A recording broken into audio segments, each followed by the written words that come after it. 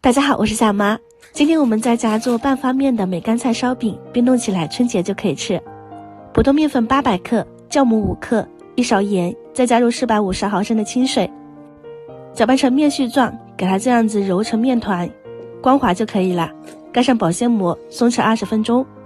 肉餡600克，分成2份，1份加入泡好的梅干菜，1份加入榨菜粒，加入鹽、胡椒粉、五香粉、生抽、老抽，1點白糖，加入蔥花，澆上熱油。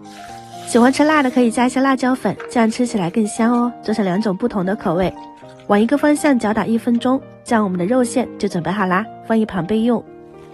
半發面的話呢，就是這個面團有一點點發酵的狀態，但是沒有發起來，我們給它稍微揉一下，搓成長條，再分成同等劑子，這裡可以大概做25個的燒餅。再把面劑的周邊稍微按薄一點，再包入餡料。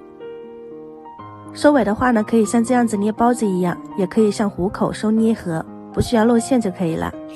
下面墊的是保鮮袋裁剪的这種保鮮紙，給它包裹起來。做好後不吃，可以放到冰箱冷藏，第2天早上當早餐，或者是多做一點放到冰凍，保存時間是7到15天。解凍後放到熱水裡面過一遍，這樣延展性會更好，也不會沾手。輕輕給它按開，在表面撒上一些黑白芝麻粘緊，放到鐵鍋裡面烙3分鐘翻面，再烙3分鐘，表皮烤得脆脆的，裡面香香的，大概6分鐘就可以出鍋。家庭版本的燒餅就做好啦。半發面的口感真的不錯，脆中帶一些軟，而且的話呢，放冷了也不會硬。如果你也喜歡，可以收藏起來試一下哦。